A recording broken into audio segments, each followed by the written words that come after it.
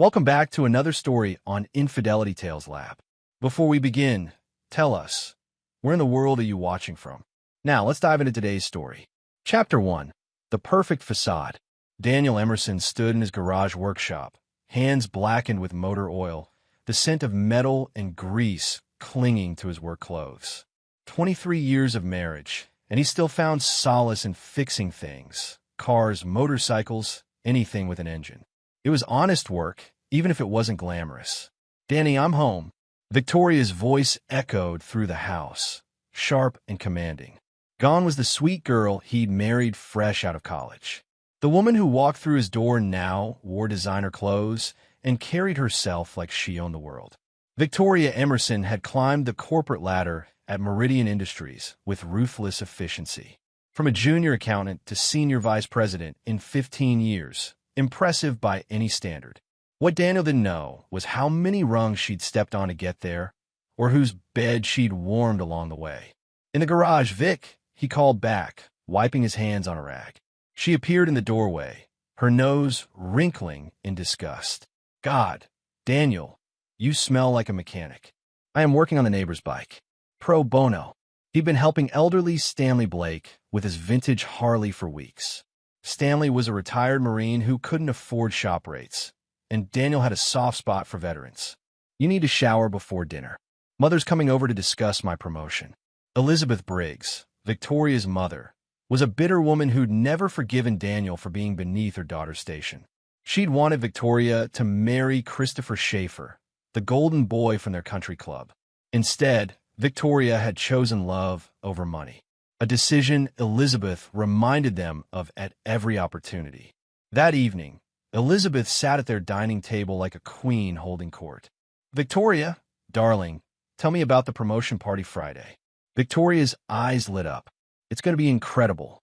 Christopher, Mr. Schaefer, is hosting it at the Riverside Country Club. All the company executives will be there, plus our biggest clients." "How wonderful," Elizabeth beamed. "And Daniel, I assume you'll be."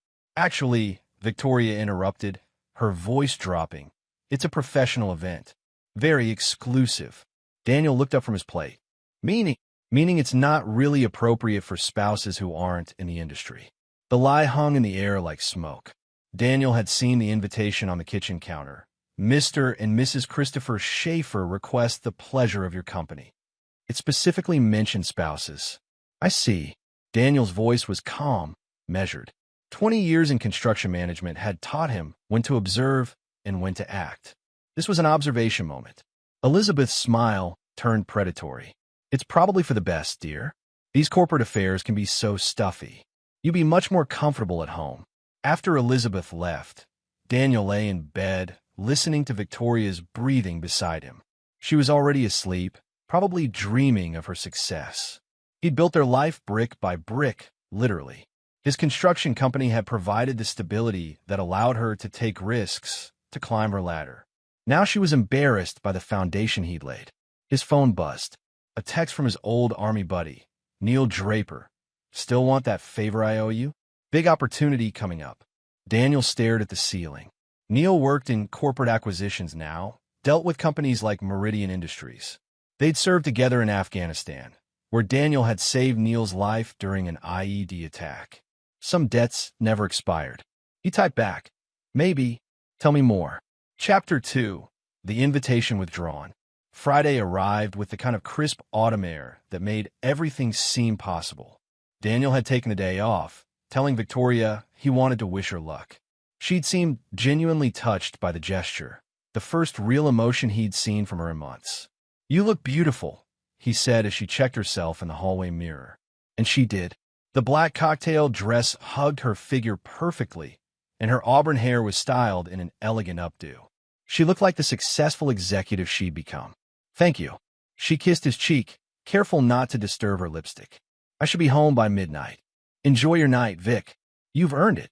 After she left, Daniel made a phone call. "Stanley? It's Dan. You mentioned you had some old military friends who worked security, private investigators? I might need a consultation." 3 hours later, Stanley arrived with two men who looked like they could break concrete with their bare hands. Bruce Harding and Albert Gray, former Special Forces, now running a discreet investigation service. "What do you need, brother?" Bruce asked. Stanley had vouched for Daniel's character, which meant something in their circle. "My wife's at the Riverside Country Club. I need to know who she's really with." Albert raised an eyebrow. "You want surveillance?" "Photos. I want the truth." They were back in 2 hours with a manila envelope. Bruce's expression was grim. "You sure you want to see this?" Daniel opened the envelope. The photos told a story. Victoria arriving alone, then being greeted by Christopher Schaefer with a kiss that lasted too long. Their hands intertwined as they walked inside. Victoria throwing her head back in laughter at something Christopher whispered in her ear. The final photo, taken through a window, showed them in what appeared to be a private dining room. Christopher's hand on Victoria's thigh. "There's more," Albert said quietly. "They have a regular dinner every Tuesday at the Fairmont Hotel. Same room, same time. Has been going on for 8 months. 8 months. Daniel felt something cold settle in his chest. 8 months of lies, of Tuesday night client meetings and weekend corporate retreats. His phone rang. "Victoria." "Danny? I'm so sorry, but the party's running really late. I'm going to stay at Jenny's tonight rather than drive home tipsy. Is that okay?" Jenny Donovan, Victoria's college roommate who lived across town. Except Daniel knew Victoria wasn't going to Jenny's. "Of course, sweetheart. Drive safe." After he hung up, Stanley put a hand on his shoulder. "What are you thinking, son?" Daniel looked at the photos again. Victoria was radiant in them, happier than he'd seen her in years. This wasn't a momentary lapse in judgment. This was a woman in love with someone else, someone who could give her the life she really wanted. "I'm thinking," Daniel said slowly, "that my wife just declared war. She just doesn't know it yet." Saturday morning, Victoria returned home with dark circles under her eyes and guilt written across her face. She'd expected Daniel to be angry, suspicious, demanding answers. Instead, he greeted her with coffee and scrambled eggs. "How was Jenny's?" he asked casually. "Fine. We stayed up too late talking." The lies came easily now. "I have some news," Daniel said, settling into his chair. "Neil Draper called yesterday. You remember Neil from my Army days? He's with Morrison and Associates now. They handle corporate acquisitions." Victoria nodded absently, scrolling through her phone. "They're looking for someone to head up their new construction division. Government contracts, private development. It's a big opportunity." "That's nice, honey." She wasn't really listening. Daniel smiled. "The interview's Monday, at Meridian Industries." Victoria's head snapped up. "What?" "Morrison and Associates is acquiring companies in the region. Meridian Industries is one of their targets for a potential partnership. Neil thought it would be perfect, me heading up construction, working with companies I already understand." The color drained from Victoria's face. "You can't interview at my company." "Why not?" Because it would be awkward. People might think I got you the job." Daniel tilted his head, studying her. "Would that be so bad? Being known as the woman whose husband was qualified enough to be recruited by Morrison and Associates." Victoria stood abruptly. "I need a shower." As water ran upstairs, Daniel opened his laptop and began researching. Christopher Schaefer, 42, divorced, senior vice president of operations. He lived in a penthouse downtown, drove a BMW, and had a reputation as a corporate shark. He was also, according to several business articles, aggressively pursuing a promotion to regional director. The same position Neil had mentioned Morrison and Associates was looking to fill. Daniel's phone buzzed with a text from Bruce. "Found something interesting. Schaefer's been telling people he's getting married soon. To a beautiful executive at his company. No name given, but..." Daniel set the phone down and looked out the window. Victoria had chosen her side. Now it was time to choose his. Chapter 3. The Setup. Monday morning, Daniel put on his best suit, the charcoal gray one Victoria had bought him for her last Christmas party. He'd always felt uncomfortable in it, like he was playing dress-up. Today, it felt like armor. Meridian Industries occupied 3 floors of a gleaming downtown tower. Daniel rode the elevator to the 15th floor, watching the city shrink below him. He'd built half those buildings, but he'd never seen them from this perspective. Neil Draper was waiting in the lobby, looking every inch the successful corporate executive. They'd kept in touch over the years, but Daniel was still struck by the transformation from the dusty soldier he'd known in Afghanistan. "Danny boy," Neil grinned, extending his hand. "Ready to join the dark side?" "That depends. How dark are we talking?" Neil's smile faltered slightly. "What do you mean?" I know about Victoria and Christopher Schaefer. I know about their Tuesday dinners and weekend getaways. I know about the promotion party I wasn't invited to." Neil whistled low. "Jesus, Danny. I'm sorry. I had no idea." "Don't be sorry. Be useful." Daniel's voice was steady, controlled. "You said Morrison and Associates is looking at Meridian for acquisition. What does that mean for current management?" "It means a lot of changes. New leadership, restructuring, performance reviews." Neil paused, understanding dawning in his eyes. "Danny, if you're thinking what I think you're thinking, I'm thinking my wife chose her career over our marriage. I'm thinking Christopher Schaefer is about to learn that some people fight back." They were interrupted by commotion near the elevators. Victoria emerged, looking harried and stressed. She was talking rapidly to a younger woman, Christina Hunter, according to the nameplate on her desk. "The Morrison meeting got moved up," Victoria was saying. "Christopher's freaking out about the presentation. Can you pull the quarterly reports?" And she stopped mid-sentence, her eyes locking with Daniel's across the lobby. For a moment, neither moved. Then Victoria straightened, putting on her professional mask. She walked over with the confidence of someone on home turf. "Daniel, what are you doing here?" "Interview," he said simply. "Victoria Emerson. Meet Neil Draper from Morrison and Associates." "Neil, my wife Victoria." Neil extended his hand with a smile that didn't reach his eyes. "Pleasure to meet you, Mrs. Emerson. Your husband speaks of you often." Victoria shook his hand mechanically, her mind clearly racing. "I wasn't aware Daniel was interviewing here." "Last-minute opening," Neil said smoothly. "We need someone with extensive construction experience for our expansion plans." Daniel's reputation speaks for itself.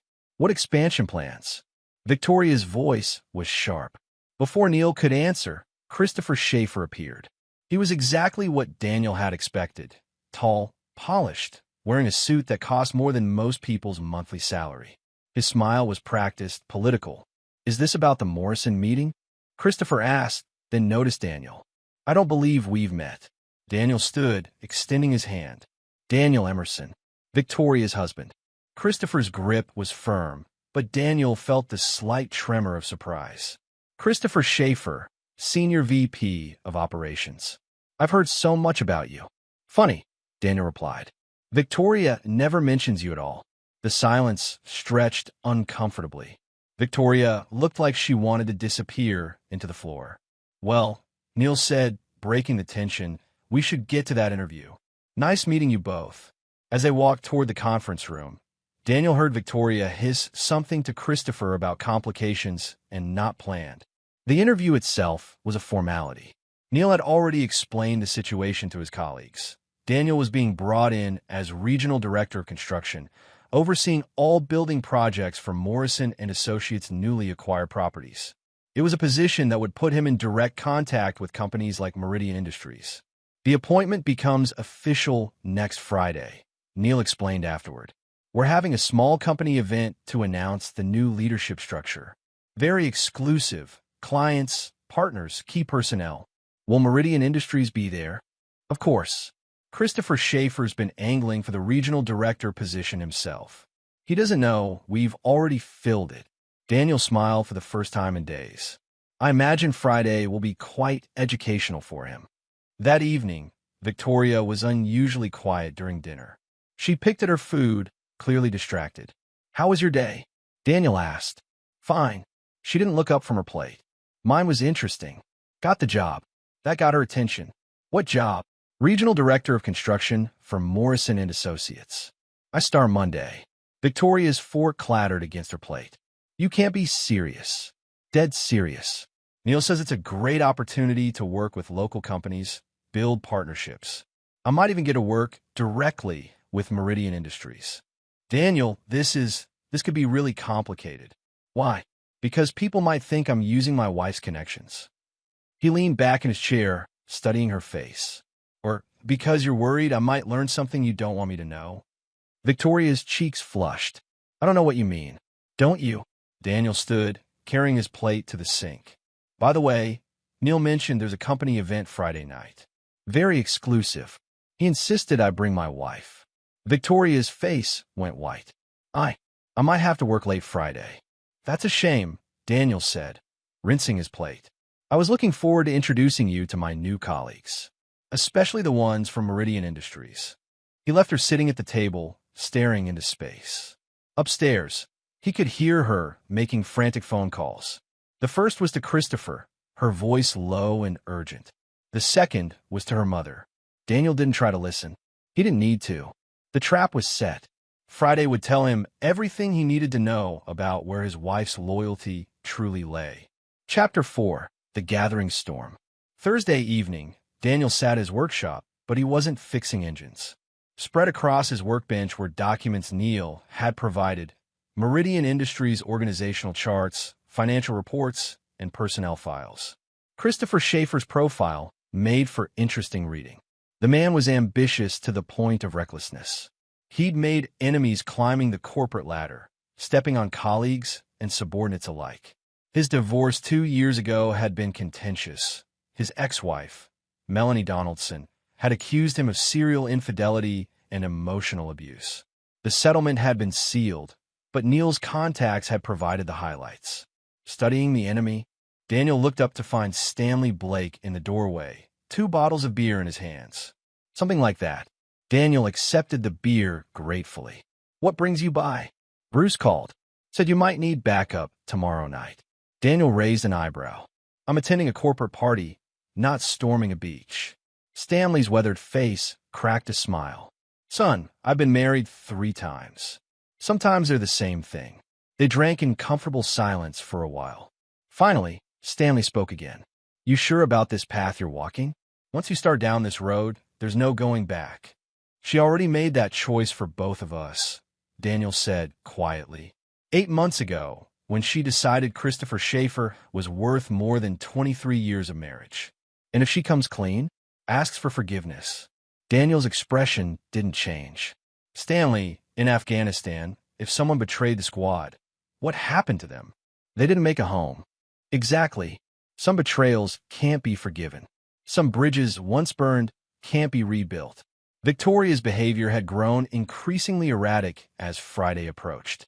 She'd tried 3 different excuses to avoid the Morrison event: sudden illness, last-minute work crisis, even a fictional family emergency. When Daniel calmly shot down each excuse with perfect logic, she'd retreated into sullen silence. Friday morning, she made one last attempt. Daniel, I really think it would be better if I stayed home tonight. These corporate events can be so political. You're right, Daniel agreed, nodding his tie. They can be. That's why I need my wife there, to help me navigate the politics. But what if? What if what, Victoria? He turned to face her, his expression patient but implacable. What if people see us together? What if they realize we're married? What if they wonder why the woman who's been having an affair for 8 months looks guilty standing next to her husband? The words hung in the air like a death sentence. Victoria's face went through a spectrum of emotions: shock, fear, anger, and finally, resignation. You know, she whispered. I know, Daniel confirmed. I know about the Tuesday dinners at the Fairmont. I know about the weekend trips. I know about the promotion party I wasn't invited to because you were embarrassed to be seen with me. I know Christopher Schaefer has been telling people he's getting married soon. Victoria collapsed into a chair, her carefully constructed world crumbling around her. How long have you known? Since the night you lied about staying at Jenny's. Are you going to divorce me? Daniel considered the question. That depends. On what? On whether you're prepared to face the consequences of your choices. Before Victoria could respond, Daniel's phone rang. Neil, change of plans for tonight, Neil said without preamble. The venue moved to the Riverside Country Club. Apparently, Christopher Schaefer insisted, said he had connections there that could help seal some deals. The same place Victoria's promotion party was held? The very same. Interesting coincidence, don't you think? After hanging up, Daniel smiled at Victoria's stricken expression. Good news, sweetheart. Tonight's event is at the Riverside Country Club. You should feel right at home.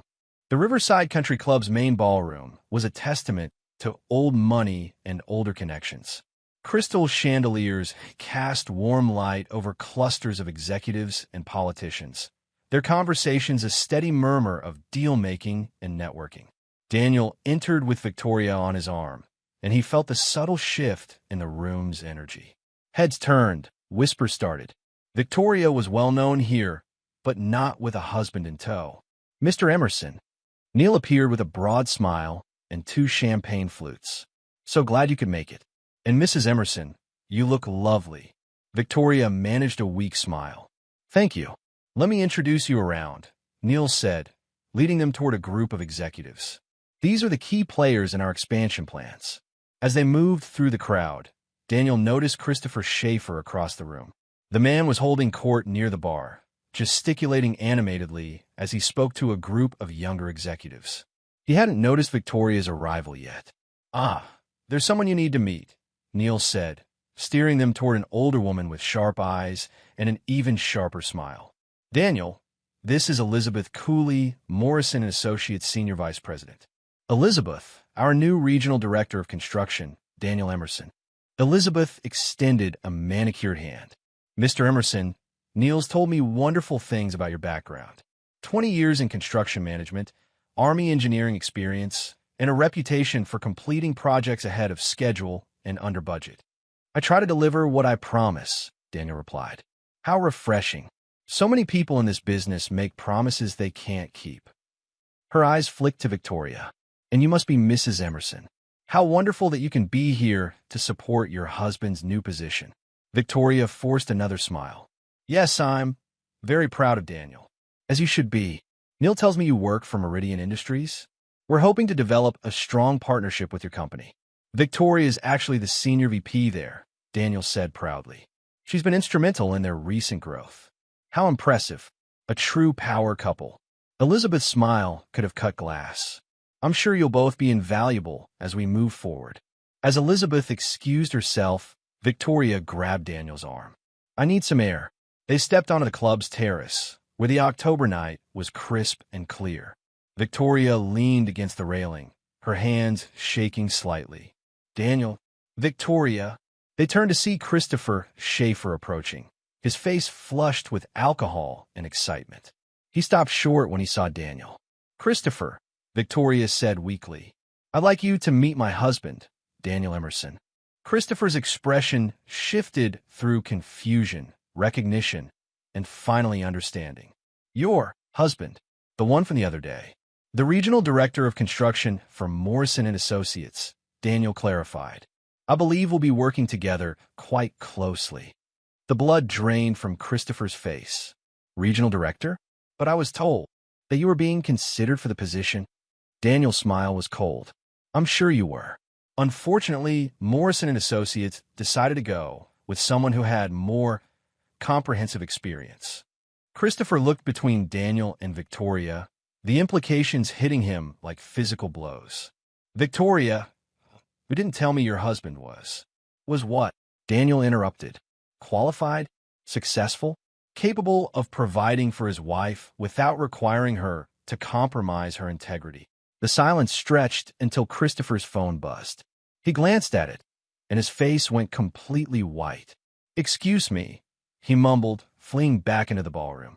Victoria watched him go, then turned to Daniel. "What did you do?" "Nothing yet," Daniel replied. "But the night is young." Chapter 5, The Reckoning. Inside the ballroom, Christopher Schaefer stood in the corner, frantically typing on his phone. His conversation with his assistant, Ricardo Spears, was brief but devastating. "The Morrison acquisition is moving faster than expected," Ricardo said. "They're announcing a complete management restructuring Monday. Word is anyone who isn't considered essential personnel will be reassigned." Christopher's hands shook as he hung up. Reassigned was corporate speak for fired. His whole strategy had been to position himself as indispensable for the Morrison partnership. Now Daniel Emerson, Victoria's husband, was the key Morrison representative. He'd been outmaneuvered, and he didn't even know how. "Christopher, you look like you've seen a ghost." He turned to find Elizabeth coolly approaching with a predatory smile. "Miss Cooley, I was hoping we could discuss. The regional director position? Elizabeth interrupted. I'm afraid that's been filled, though I understand you were quite confident about your prospects. Christopher forced a laugh. Business is business. I'm sure Daniel Emerson is qualified. Oh, he's more than qualified.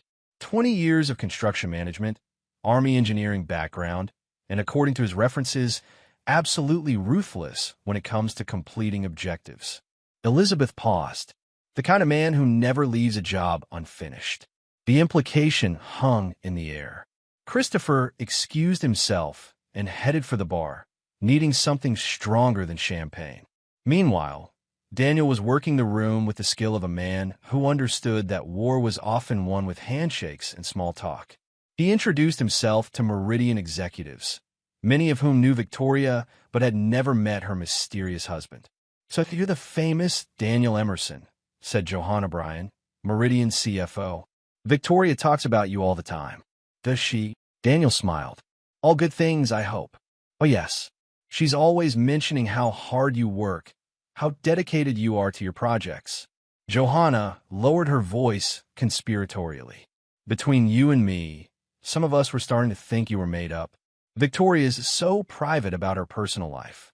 She's always been focused on her career, Daniel replied diplomatically.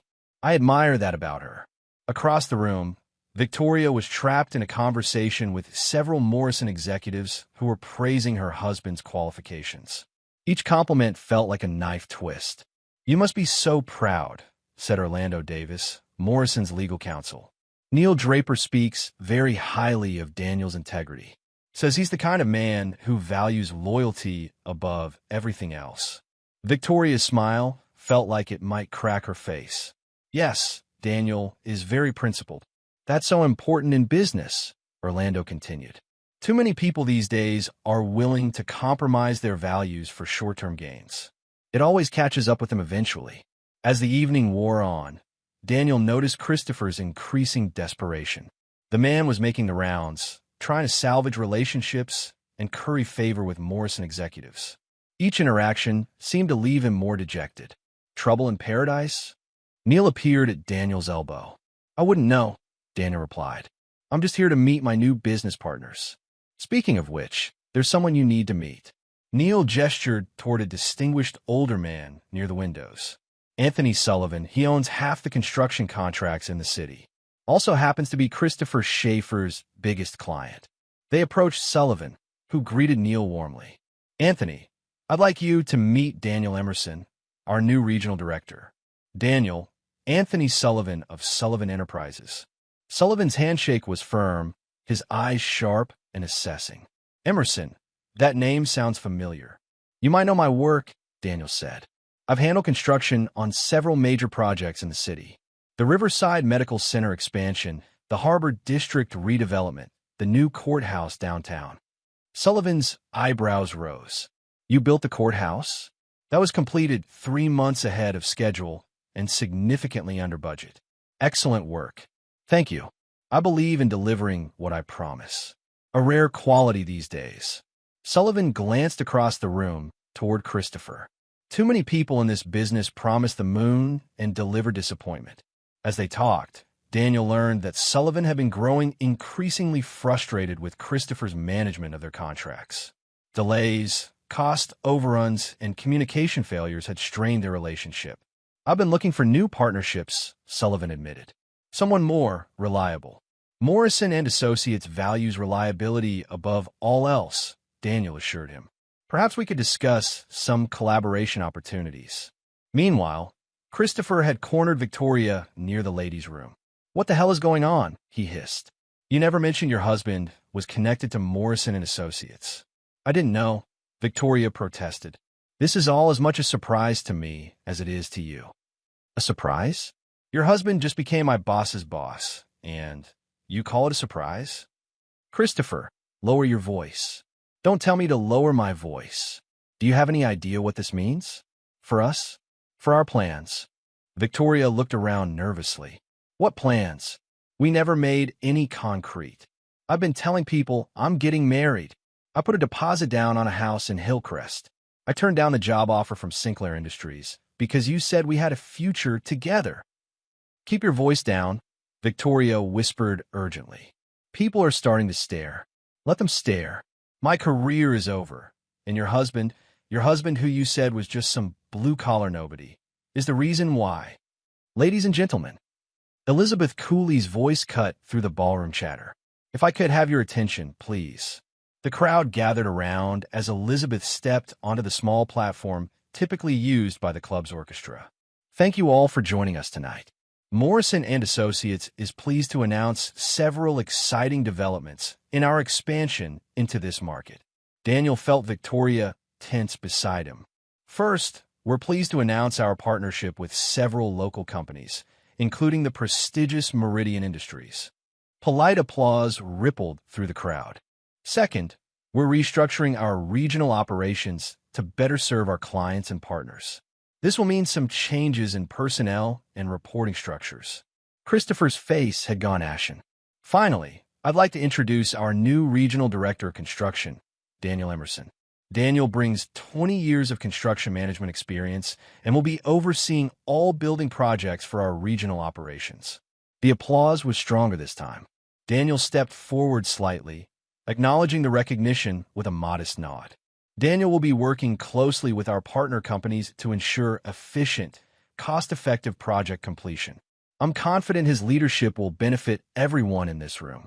As Elizabeth concluded her remarks, Daniel noticed several Meridian executives approaching. Among them was James Doherty, the company's CEO. Daniel, congratulations on the appointment, Doherty said, extending his hand. I look forward to working with you. Thank you, sir. I'm excited about the possibilities. Victoria's told us so much about your expertise. I had no idea we had such talent so close to home. Daniel smiled at Victoria, who looked like she might be sick. Victoria's always been my biggest supporter. As it should be, there's nothing more important than having a partner who believes in you. Doherty's words carried a weight that made Victoria flinch. I hope we can schedule a meeting soon to discuss potential collaborations. Of course, I'm particularly interested in streamlining project timelines and reducing costs. I believe efficiency benefits everyone. Excellent attitude. Christopher Schaefer has been handling our construction partnerships, but perhaps it's time for some fresh perspectives. Christopher, who had been listening from nearby, stepped forward. Mr. Doherty, I think there might be some confusion. No confusion at all, Christopher, Doherty replied coolly. Daniel's appointment changes our reporting structure. You'll be coordinating with him on all construction-related matters moving forward. The humiliation was complete. Christopher Schaefer, Senior Vice President, Victoria's lover, the man who'd been telling people he was getting married, was now subordinate to the husband he'd been cuckolding. If you'll excuse me, Christopher muttered, pushing through the crowd toward the exit. Victoria started to follow him, then stopped, realizing how it would look. She was trapped, caught between her husband's triumph and her lover's defeat. Victoria, Daniel said quietly, I think it's time we went home. She nodded mutely, allowing him to guide her toward the door. As they left, Daniel could hear the excited conversations behind them. People discussing new business opportunities, praising his qualifications, speculating about changes at Meridian Industries. In the parking lot, Victoria finally found her voice. Daniel, not here, he said firmly. We'll talk at home. The drive was silent except for the soft hum of the engine. Victoria stared out the window, watching the city lights blur past. Her carefully constructed world had crumbled in a single evening, and she was only beginning to understand the magnitude of her husband's victory. When they pulled into their driveway, Daniel turned off the engine but didn't move to get out. 23 years, he said quietly. 23 years of marriage, and you threw it away for a man who just discovered he's not as important as he thought he was. Victoria's voice was barely a whisper. I never meant for this to happen. Which part? The affair or getting caught? She had no answer for that. You made your choice, Victoria. Now you have to live with the consequences. Chapter 6, The Unraveling. Saturday morning brought an unexpected visitor. Daniel was in his workshop when he heard the doorbell ring, followed by Victoria's sharp intake of breath. Through the window, he could see Christopher Schaefer's BMW in the driveway. I'll handle this, Victoria said, but Daniel was already walking toward the front door. Christopher stood on the porch, disheveled and clearly drunk despite the early hour. His expensive suit was wrinkled, his hair uncombed, and his eyes held the wild look of a man whose world had collapsed overnight. "We need to talk," Christopher said, pushing past Victoria into the house. "I think you've said enough," Daniel replied calmly. "No, I haven't." Christopher spun around, his voice slurring slightly. "You planned this. All of this. The job, the party, the humiliation. It was all planned." Daniel closed the front door and leaned against it. "You give me too much credit, Christopher. I simply took advantage of opportunities that presented themselves." "Bullshit. You orchestrated this whole thing to destroy me." "I didn't have to destroy you," Daniel said, his voice cold as winter steel. "You destroyed yourself the moment you decided my wife was worth more than your integrity." Christopher's face flushed red. "You don't deserve her. She's brilliant, successful, ambitious, everything you're not." "And yet," Daniel smiled, "she's still married to me." The words hit Christopher like a physical blow. He turned to Victoria, desperation clear in his eyes. "Tell him, Victoria. Tell him about us, about our plans. Tell him you're leaving him." Victoria stood frozen between the two men, her face pale as parchment. "Christopher, you need to leave." "What?" "You heard her," Daniel said. "You need to leave. Now." Christopher's desperation turned to rage. "You can't do this. You can't just take everything from me." "I haven't taken anything from you," Daniel replied. "I've simply revealed what you really are, a man who seduces married women and makes promises he can't keep." "I love her." "No, you loved what she represented. Success, status, a trophy to prove your worth. But real love doesn't require destroying someone else's marriage." Christopher took a step toward Daniel, his hands clenched into fists. "You sanctimonious bastard." "I wouldn't," Daniel said quietly, and something in his voice made Christopher stop. "You're drunk, you're trespassing, and you're threatening me in my own home. Self-defense laws in this state are very generous to homeowners." The implication was clear. Christopher looked between Daniel and Victoria, seeing no support in either face. "This isn't over," he said finally. "Yes, it is," Daniel replied. "As of Monday morning, you'll be reporting to me on all construction-related matters. I suggest you review your current projects and prepare detailed status reports. I'll be conducting thorough audits to ensure everything meets Morrison and Associates standards." Christopher's face went white. "You can't." "I can. I will." "And Christopher," Daniel stepped closer, his voice dropping to barely above a whisper, "if you ever set foot on my property again, if you ever contact my wife outside of work, if you even look at her wrong during business meetings, I will make your professional life so miserable that you'll be begging for the unemployment line." After Christopher left, Victoria sank into a chair, her hands shaking. "I need a drink," she said. "It's 10 in the morning." "I don't care." Daniel poured her a glass of wine, then sat across from her. "Tell me about the house in Hillcrest." Victoria's head snapped up. "What?" "Christopher mentioned putting a deposit down on a house. I assume he was expecting you to live there with him." Victoria's shoulders sagged. "It was just, we talked about it. Nothing concrete. Nothing concrete. Like your marriage vows." "Daniel, please." "Please what? Please forgive you? Please pretend the last 8 months didn't happen? Please act like you didn't choose another man over 23 years of marriage." Victoria started crying then, silent tears streaming down her face. "I don't know what to do." "That's simple," Daniel said. "You have two choices. You can fight for our marriage, end things with Christopher completely, go to counseling, work to rebuild what you've broken, or you can leave. And if I choose to fight for our marriage," Daniel's expression didn't change, "then you'd better be prepared to prove it. Because trust, once broken, doesn't heal easily. And I don't forgive betrayal." "What does that mean?" "It means that if you stay, if you choose to work on our marriage, Christopher Schaefer becomes a painful memory and nothing more. It means you accept the consequences of your choices. And it means you understand that some damage can never be completely repaired." Victoria wiped her eyes with a tissue. "And if I leave, then you leave with nothing. The house is in my name. The cars are in my name. Your retirement accounts are mine too, since they were built with my income while you climbed your corporate ladder. You'd have your salary and whatever savings you've managed to accumulate. You'd really do that? After 23 years. Daniel's smile was as cold as Arctic wind. Victoria, you spent 8 months planning to leave me for another man. Did you really think I wouldn't plan for the possibility of you following through? That afternoon, Daniel received a call from Neil. Interesting development, Neil said. Christopher Schaefer called in sick today. Also, Anthony Sullivan contacted me about moving all his contracts to Morrison & Associates. Apparently, he's lost confidence in Meridian's construction management. How unfortunate for Christopher. It gets better. Sullivan mentioned that he'd heard rumors about unprofessional conduct among Meridian's senior staff. Something about personal relationships affecting business decisions. Daniel whistled low. Rumors like that can be damaging, especially when they're true. I think Mr. Schaefer is about to discover that reputation matters in this business. After hanging up, Daniel found Victoria in their bedroom, packing a suitcase. Going somewhere? He asked. I need some time to think. I'm going to stay with my sister for a few days. Kelly Alvarez, Victoria's younger sister, lived in the suburbs with her husband and 2 teenage children. She'd never approved of Victoria's career focus, preferring traditional family values. It would be an interesting conversation.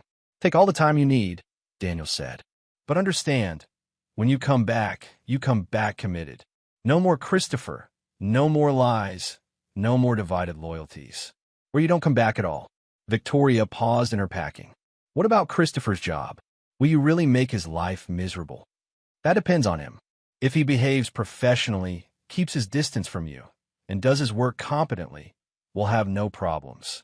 But if he tries to interfere with my marriage or challenge my authority. Daniel didn't finish the sentence. He didn't need to. Victoria left an hour later, her car disappearing down the street as the autumn sun set behind the trees. Daniel watched from the window until her taillights faded, then returned to his workshop. He had work to do. Chapter 7. The Company Event. The following Friday arrived with unseasonable warmth for October. Daniel stood in his bedroom, adjusting his tie in the mirror. The reflection looking back at him was that of a man in complete control. Calm, composed, and radiating quiet authority. Victoria had returned Thursday evening after a week at her sister's house. She looked exhausted, her eyes red from crying and lack of sleep. Their conversation had been brief and devastating. I choose our marriage, she'd said simply. I ended things with Christopher. It's over. Daniel had studied her face, searching for deception. Finding none, he nodded. Then we start over. But my conditions stand: complete honesty, no contact with Christopher outside of work and counseling. Now, 24 hours later, they were preparing to attend Morrison & Associates' official announcement party. The event would introduce Daniel as regional director to the city's business community and formally announce the partnership agreements with local companies. You look nervous, Daniel observed as Victoria emerged from the bathroom. I'm nervous, she admitted. Christopher will be there. All of Meridian's executives will be there. Everyone will be watching us. Let them watch. We have nothing to hide. Victoria's laugh was bitter. Don't we? Daniel turned to face her fully. Victoria, the affair is over. Christopher understands his position. Tonight, you're my wife, I'm Morrison's regional director, and we're a team. That's all anyone needs to know. The grand ballroom at the Fairmont Hotel was elegant in a way that spoke of old money and established power. Crystal chandeliers cast warm light over round tables draped in white linen, each centerpiece a work of art featuring autumn flowers and flickering candles. Daniel and Victoria arrived fashionably late, making an entrance that drew every eye in the room. Victoria wore a stunning navy blue dress that hugged her figure perfectly, while Daniel's tailored black suit spoke of success and authority. There's our star. Elizabeth coolly approached with a bright smile and 2 champagne flutes. Daniel, you look magnificent. And Victoria, absolutely radiant. Thank you, Victoria replied, accepting the champagne gratefully. The mayor's here, Elizabeth continued, along with the city council members and representatives from every major company in the region. This is your night, Daniel. Enjoy it. As they moved through the crowd, Daniel noticed the subtle shift in how people treated him. Where once he'd been seen as Victoria's blue-collar husband, now he commanded respect in his own right. Business cards were pressed into his hand, lunch meetings were proposed, and partnership opportunities were discussed. Daniel Emerson. Anthony Sullivan appeared with a broad smile. I've been looking forward to seeing you again. Mr. Sullivan, pleasure to see you. I wanted to thank you personally. Since Morrison & Associates took over my construction contracts, projects are actually finishing on time. It's a refreshing change. Daniel's smile was modest. I simply believe in accountability, a rare quality. I was telling your wife earlier, you're a fortunate woman, Victoria. Not many men combine integrity with competence. Victoria's smile was strained. Yes, I'm very lucky. Across the room, Christopher Schaefer stood with a small group of Meridian executives. He looked haggard, the confident swagger of weeks past replaced by nervous energy. His eyes kept darting toward Victoria, then quickly away when he noticed Daniel watching. Excuse me, Daniel said to Sullivan. I should pay my respects to our partners from Meridian. He approached the Meridian group with Victoria at his side, causing a subtle ripple of tension. Mr. Doherty, Daniel extended his hand to Meridian CEO. Thank you for coming tonight. Wouldn't miss it, Doherty replied warmly. This partnership has been beneficial for everyone involved. I'm particularly pleased with the efficiency improvements on the Harbor District project, Daniel said, his eyes briefly meeting Christopher's. Completing that 3 weeks ahead of schedule will save both our companies significant money. Christopher's jaw tightened. He'd been managing that project for months, struggling with delays and cost overruns. Daniel had taken it over 2 weeks ago and immediately implemented changes that transformed the timeline. Christopher's been instrumental in the transition, Daniel continued smoothly. His willingness to adapt to new management styles has been educational for everyone involved. The words were professional, but their meaning was clear to everyone present. Christopher was no longer in charge, and his previous methods had been found wanting. Ladies and gentlemen, a voice called from the front of the room. If you could take your seats, we're about to begin the formal program. The presentation was a masterclass in corporate theater. Elizabeth coolly outlined Morrison & Associates' expansion plans, highlighting the partnerships that would drive regional growth. When she introduced Daniel, the applause was genuine and sustained. Daniel's speech was brief but effective. He spoke of collaboration, integrity, and the importance of delivering on promises. His words were carefully chosen to reinforce his position while subtly undermining Christopher's reputation. Success in this business requires more than ambition, Daniel said, his eyes sweeping the room. It requires character. The willingness to put the team's success above personal gain, the integrity to honor commitments, even when no one is watching, and the wisdom to understand that real power comes from building others up, not tearing them down. The message was received loud and clear. In the business community, reputation was everything, and Daniel was establishing his while quietly destroying Christopher's. After the formal program, the evening shifted to networking and socializing. Daniel found himself surrounded by potential clients and partners, all eager to work with Morrison's new regional director. Impressive speech, a voice said behind him. Daniel turned to find Willie Glass, the city's most powerful real estate developer. Glass controlled millions of square feet of commercial space and had the political connections to match. Mr. Glass, honored to meet you. I've been watching your work on the Harbor District project. 3 weeks ahead of schedule. That's the kind of efficiency I need. They talked for several minutes about potential collaborations. Glass mentioned several major projects in the pipeline, all requiring construction management expertise. I was considering working with Meridian Industries, Glass said casually, but I'm told their construction division has been inconsistent lately. I couldn't comment on Meridian's internal operations, Daniel replied diplomatically, but Morrison & Associates stands behind every project we undertake. Meanwhile, Victoria was trapped in a conversation with several Morrison executives' wives. They were discussing charity work and social events, the kind of conversations she'd once dismissed as frivolous. Now, she realized, they were part of Daniel's new world, a world where she'd have to rebuild her reputation as a supportive wife. "You must be so proud of Daniel," said Misty Allen, whose husband handled Morrison's legal affairs. "Neil Draper says he's the most naturally gifted project manager they've ever worked with." "Yes," Victoria replied carefully. "Daniel's always been exceptional at what he does. It must be wonderful to have a husband who's so respected in his field. Some men are all ego and no substance, but Daniel seems to be the real deal."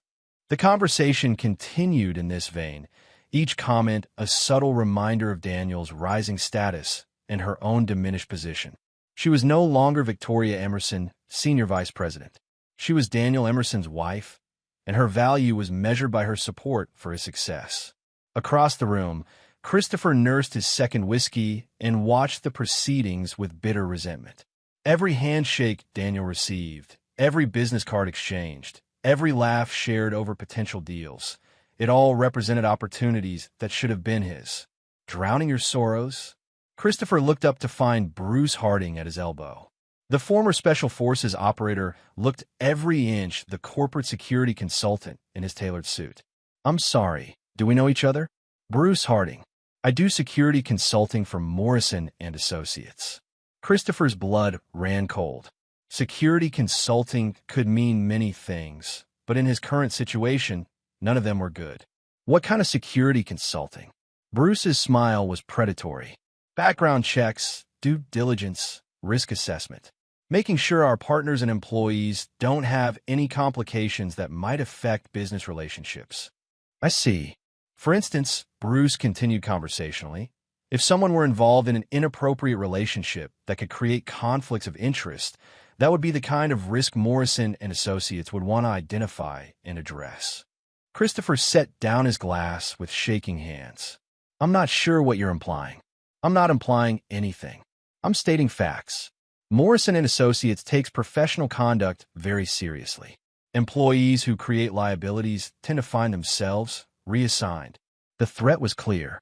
Christopher excused himself and headed for the restroom, his mind racing. Daniel hadn't just outmaneuvered him professionally. He'd surrounded him with people whose job was to make his life miserable. In the restroom, Christopher splashed cold water on his face and tried to think. He had options. He could transfer to another division, look for work at a different company, or try to weather the storm until Daniel moved on to bigger things. What he couldn't do was fight back. Daniel held all the cards now, and any attempt to challenge him would only make things worse. When Christopher returned to the ballroom, he found Daniel waiting near the bar. "Enjoying the party?" Daniel asked pleasantly. "It's been educational." "I'm glad to hear that. Education is important, don't you think? Learning from our mistakes, understanding the consequences of our choices." Christopher said nothing. "I want to be clear about something," Daniel continued, his voice dropping to a whisper only Christopher could hear. "This is how things are going to be from now on. You're going to do your job competently and professionally. You're going to treat my wife with respect during business interactions and nothing more. And you're going to understand that your career at Meridian Industries exists at my pleasure. And if I don't agree to those terms," Daniel's smile was cold as winter, "then you'll discover that the construction industry is a very small world and reputation travels fast. By Monday morning, every major contractor in the city would know that Christopher Schaefer can't be trusted with other men's wives. How do you think that would affect your future employment prospects?" Christopher felt the trap closing around him. Daniel hadn't just won. He'd created a scenario where fighting back would only accelerate his own destruction. "Message received," Christopher said finally. "Good. Now, if you'll excuse me, I need to get back to my wife. We have a marriage to rebuild." As Daniel walked away, Christopher realized the full extent of his defeat. He'd lost Victoria, his career prospects, his reputation, and his self-respect, all because he'd underestimated the blue-collar husband he'd thought was beneath notice. The evening wound down with handshakes and promises of future business. Daniel and Victoria made their rounds, saying goodbye to new partners and allies. By the time they reached their car, Daniel's phone was full of contact information from the city's most powerful business leaders. "How do you feel?" Daniel asked as they drove home. Victoria was quiet for a long moment. humiliated, ashamed, grateful that you're giving me a second chance. And Christopher? Christopher who? Victoria's voice was firm. I don't know anyone by that name. Daniel smiled for the first time in weeks. It was a beginning. Chapter 8. The Final Moves. 3 weeks after the Morrison event, Daniel sat in his new corner office reviewing quarterly reports. The view from a 22nd floor of the Morrison building gave him a clear sight line to Meridian Industries across the street. He specifically requested this office for exactly that reason. His assistant, Christina Hunter, poached from Meridian with a 40% salary increase, knocked on his door. "Mr. Emerson, Anthony Sullivan is here for your 2 o'clock. Send him in." Sullivan entered carrying a leather briefcase and wearing the satisfied expression of a man who'd made a profitable decision. "Daniel, good to see you. I have those contracts we discussed." They spent an hour reviewing Sullivan's upcoming projects, 4 major developments worth over $50 million in construction contracts. All of them would have previously gone to Meridian Industries through Christopher Schaefer. "I appreciate Morrison and Associates taking this on," Sullivan said as they concluded. "Frankly, I was getting tired of Meridian's inconsistencies." "What kind of inconsistencies?" Sullivan's expression darkened. "Christopher Schaefer seemed more interested in his personal life than my projects. Missed meetings, delayed responses, and, frankly, some questionable decision-making. When you're investing this kind of money, you need partners who have their priorities straight." After Sullivan left, Daniel checked his messages. 3 more companies had inquired about switching their construction contracts to Morrison and Associates.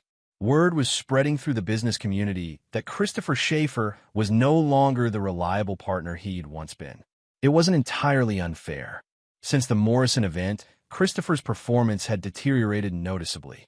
He seemed distracted, defensive, and increasingly isolated from his colleagues. His relationship with Victoria, once carefully hidden but suspected by some, had become obvious in its absence. They barely spoke during meetings, and the tension was palpable. Daniel's phone rang. "Victoria, how's your day going?" she asked. "Productive. Yours?" "Challenging. I'm in a meeting with Mr. Doherty in an hour to discuss the Sullivan contracts. He's not pleased that we're losing them." "Business is business, Victoria. Companies choose their partners based on performance and reliability." "I know. It's just..." Christopher's struggling. "People are starting to notice." Daniel's voice was carefully neutral. "Are you concerned about him?" The pause was telling. "I'm concerned about what his problems might mean for Meridian. For our partnership with Morrison.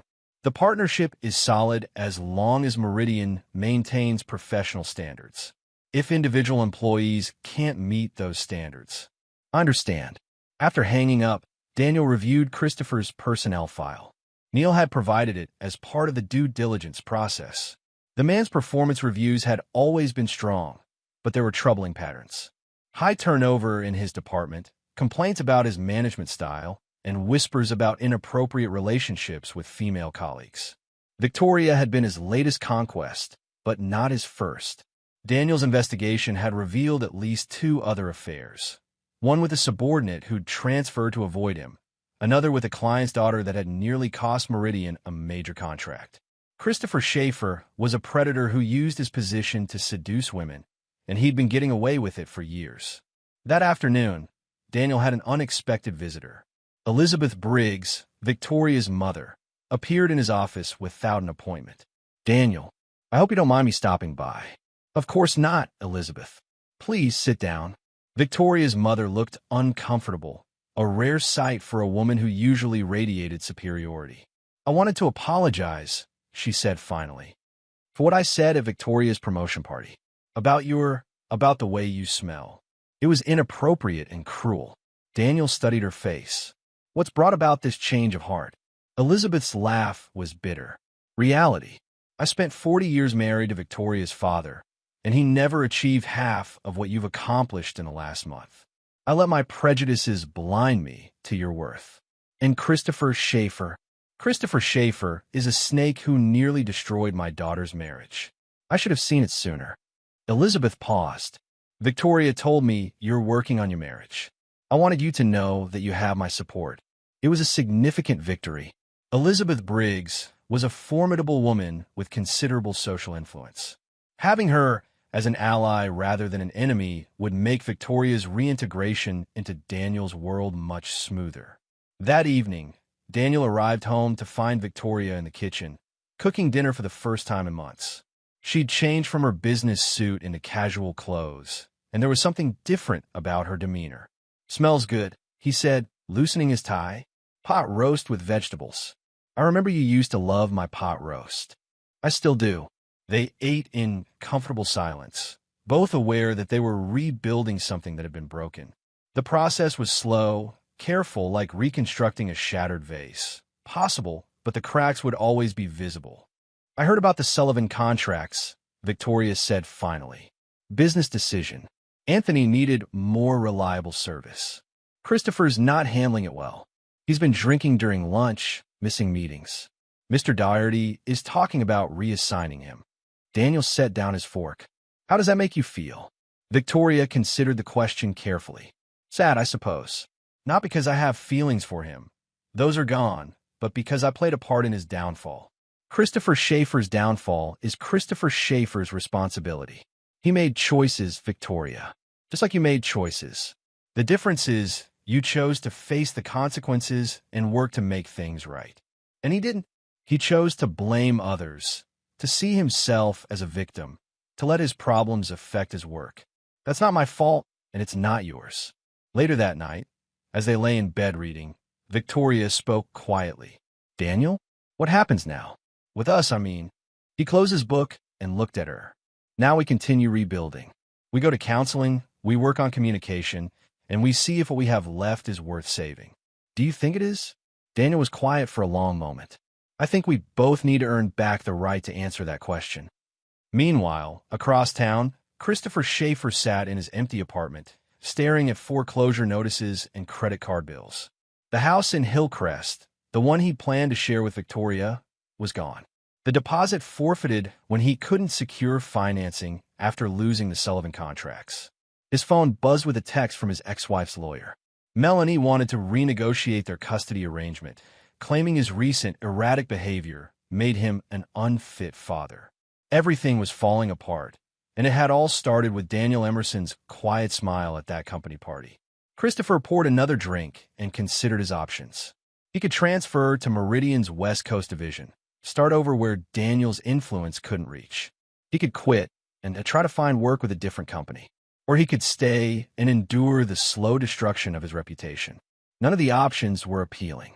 His laptop chimed with an email from HR. A meeting scheduled for Monday morning to discuss his recent performance issues. The language was corporate speak for a final warning. Christopher laughed bitterly. Daniel Emerson hadn't just won. He'd executed a perfect campaign of destruction without ever making a direct threat or taking an obvious action. It was psychological warfare at its finest, and Christopher had been completely outmatched. The irony wasn't lost on him. He'd seduced married women for years, using his position and charm to take what belonged to other men. Now he'd finally encountered someone who fought back, and the retribution was swift and merciless. As the weekend ended, both men prepared for Monday morning with very different expectations. Daniel would arrive at his office to find more contract proposals and partnership opportunities waiting. Christopher would arrive at his to face the beginning of the end of his career at Meridian Industries. The game was nearly over, and there was only one possible winner. Chapter 9. Victory Without Mercy. Monday morning arrived gray and cold, matching Christopher Schaefer's mood as he sat in Meridian Industries' HR conference room. Across the table sat James Doherty, HR Director Leanne Clark, and, to his surprise, Victoria. "Christopher," Doherty began, "I'll be direct. Your performance over the past month has been unacceptable. Missed meetings, delayed project reports, and client complaints have reached a critical level." Christopher's hands remained steady as he opened his portfolio. He'd prepared for this meeting, gathering documentation to defend himself. "Mr. Doherty, I think if you review my overall record, we have," Leanne Clark interrupted, "which is why this conversation is happening instead of immediate termination." The words hit like a physical blow. Christopher had been with Meridian for 8 years, building relationships and establishing himself as a key player. Now he was one mistake away from unemployment. "What are my options?" he asked quietly. Doherty exchanged glances with Victoria before answering. "We're offering you a choice. Accept a transfer to our Portland office as a senior project coordinator, a lateral move with no loss in salary, or we can discuss a severance package." Portland, 3,000 miles from everything he'd built, from Victoria, from any chance of redemption. But still employed, still salvageable. "I need time to consider." "You have until Friday," Doherty said. "But Christopher, understand this. Staying in your current position is not an option." After the meeting, Victoria lingered in the hallway as Christopher gathered his things. "Victoria," he said, his voice barely above a whisper, "this doesn't have to be how it ends." "Yes, it does." Her voice was firm, professional. "You need to move on, Christopher. For both our sakes. He's destroying me. Your husband is systematically destroying my career, and you're letting him." Victoria's expression hardened. "Daniel didn't make you drink during work hours. He didn't make you miss client meetings or submit incomplete reports. You did that because I lost everything that mattered to me. No, you lost something you never really had. A married woman who should have known better." Victoria paused. "Take the Portland job, Christopher. Start over. Find someone who's actually available." As she walked away, Christopher realized the finality of it. Victoria wasn't just ending their affair. She was cutting him out of her life completely, as if their 8 months together had never happened. That afternoon, Daniel received a call from Anthony Sullivan. "Daniel, I have a proposition for you. My company is looking to expand our construction management capabilities. Would Morrison & Associates be interested in acquiring some experienced personnel?" "What did you have in mind?" "Well, there's a senior project coordinator position opening up on the West Coast. Someone with Christopher Schaefer's experience could be valuable, but frankly, I prefer working with people you've vetted personally." Daniel smiled. Even in exile, Christopher would find Daniel's influence following him. "I'm sure we could discuss terms." Meanwhile, Victoria was cleaning out her desk drawers when she found a photo from their wedding day.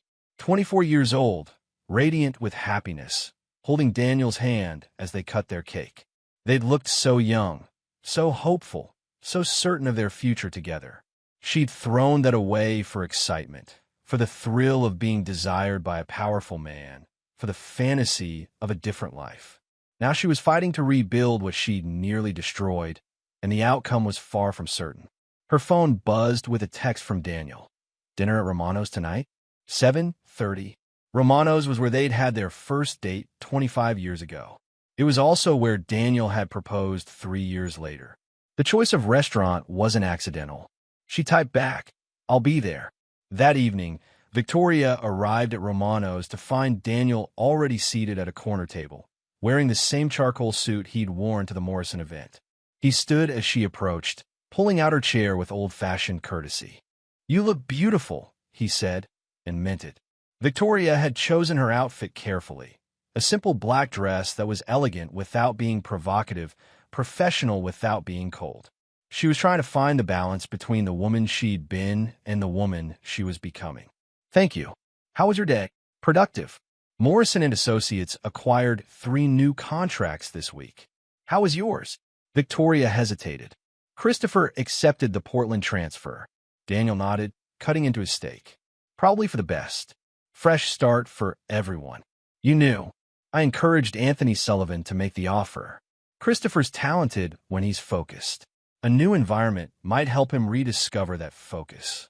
You're still controlling his future, even from 3,000 miles away." Daniel set down his fork and looked at her directly. "Victoria, Christopher Schaefer made a choice to pursue a married woman. He made a choice to conduct business in a way that cost his company contracts. He made a choice to let his personal problems affect his professional performance. I didn't make those choices for him. But you orchestrated the consequences. I protected what was mine.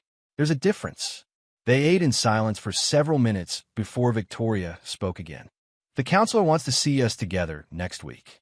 "I know. I scheduled it. Are you going to tell her about what you did? How you planned this?" Daniel considered the question. I'm going to tell her that when my marriage was threatened, I fought to save it. I'm going to tell her that I used every resource at my disposal to eliminate the threat and win back my wife. And I'm going to ask her to help us build something stronger than what we had before. What if she says it's manipulation, control? Then she'd be right. I manipulated the situation to my advantage and controlled the outcome as much as possible. Daniel leaned forward. Victoria, I told you from the beginning, I don't forgive betrayal. But I'm willing to rebuild with someone who's genuinely committed to change. And you think I am? Genuinely committed? I think you're here. Christopher's 3,000 miles away, and your mother apologized for insulting me. I think actions speak louder than words, and your actions suggest you've made your choice. Victoria reached across the table and took his hand.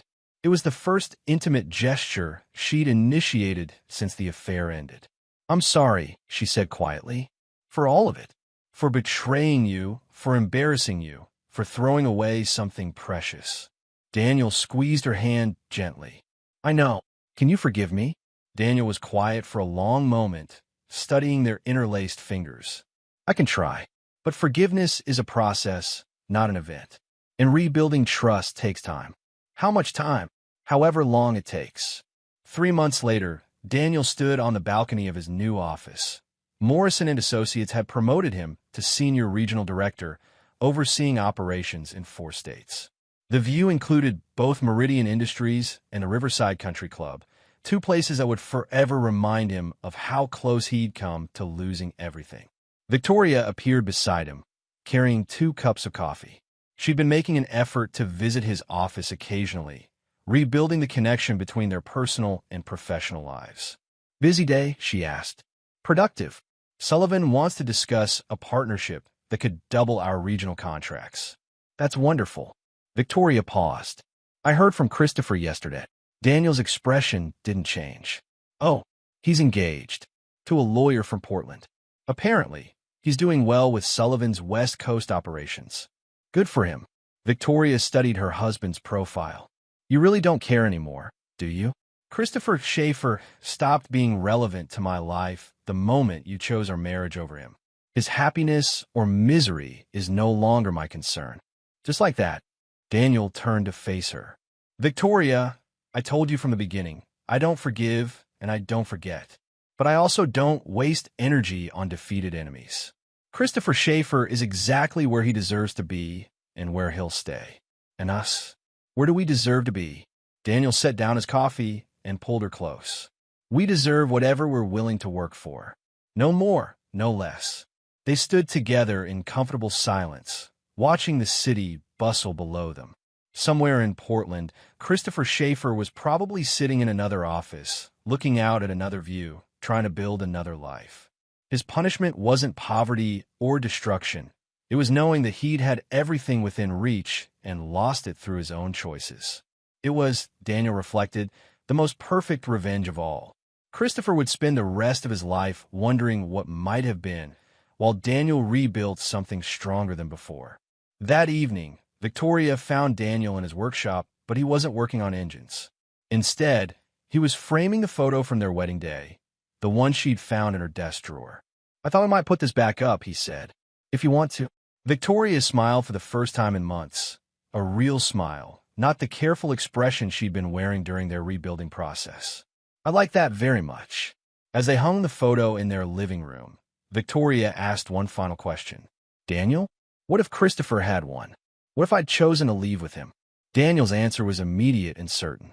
Then you'd both be discovering that destroying someone else's marriage doesn't guarantee your own happiness. Some foundations can't support the weight of betrayal. And now we're building on solid ground. Outside, the autumn wind carried the scent of wood smoke and changing seasons. Inside, Daniel and Victoria Emerson began the careful work of rebuilding their marriage, brick by brick, with the knowledge that some battles are won not through forgiveness, but through the complete and total victory of right over wrong. Christopher Schaefer was gone, defeated not by violence or cruelty, but by the simple truth that some men fight harder for what they love than others fight for what they want. In the end, that made all the difference. And there you have it. Another story comes to an end. What did you think? I'd love to hear your thoughts in the comments below. If you enjoy this story, consider joining our community by subscribing. It means the world to us. For more stories like this one, check out the recommended videos on screen. And I'll see you there. Hello and welcome back to Infidelity Tales Lab. We're grateful for each view and comment. Tell us, from which country or city are you watching today? We enjoy connecting with our global audience. Now, let's dive into today's story. Chapter 1. Foundations of Sand. Victor Sullivan stood at the edge of his 10-acre property, watching the sunset paint the Montana sky in brilliant oranges and purples. At 42, he had built everything through relentless work and calculated risk. The construction empire he'd created from nothing now employed over 200 people. He'd married Diana Harlow 15 years ago, when she was a struggling art student, and he was just starting to gain traction with his first major development project. "You're brooding again," a voice called from behind him. Victor turned to see Diana approaching, her auburn hair catching the fading light. At 38, she still looked stunning, though lately something had changed in her eyes, a distant quality he couldn't quite identify. "Just thinking," he replied, taking a sip from his whiskey glass. "Thompson wants to back out of the River Heights deal." Diana's smile faltered slightly. "The one you've been working on for months? Can he do that?" "He can try," Victor said, his voice hardening. "But I didn't get where I am by letting people walk all over me." Diana nodded, then checked her phone as it buzzed. A slight frown crossed her face before she quickly composed herself. "I need to head into town tonight. The gallery is having issues with the new exhibition setup." Victor raised an eyebrow. "The third late night emergency this month. On a Saturday night? Can't your assistant handle it? Tanya's out of town this weekend. It won't take long." She kissed his cheek, the gesture feeling somehow performative. "Don't wait up." As she walked away, Victor noticed the slight spring in her step. Something about her eagerness nagged at him. Their marriage had grown colder over the past year, with Diana increasingly absorbed in her art gallery business. He'd initially supported her venture with both capital and connections, proud of her ambition. Lately, though, they'd become like ships passing in the night. Victor's phone rang. His site manager, Liam Bennett. "Boss, we have a situation at the Westlake site. Some of the materials delivered aren't up to code. I'll be there in 30, Victor said, downing the rest of his whiskey. As he drove toward the construction site, his mind kept returning to Diana's behavior. 3 months ago, he'd overheard her laughing on the phone, a sound he hadn't heard directed at him in longer than he cared to admit. When he'd entered the room, she'd quickly ended the call. At the construction site, Victor methodically addressed the materials issue, negotiating with the supplier over the phone with the same ruthless efficiency that had built his reputation. By the time he finished, it was nearly midnight. On a whim, instead of heading home, he drove toward Diana's gallery in town. The building was dark. No emergency, no staff working late. Victor sat in his truck, staring at the empty gallery, a cold feeling settling in his stomach. He pulled out his phone and opened the location-sharing app they'd installed years ago for convenience. Diana's location showed her at the Westfield, an upscale hotel on the other side of town. Victor drove there slowly, his knuckles white on the steering wheel. He parked across the street and waited, watching the entrance. At 1:17 a.m., Diana emerged, laughing, her hand intertwined with a tall man Victor recognized immediately. Nolan Prescott, the smooth-talking art dealer who had begun supplying pieces to Diana's gallery 6 months ago.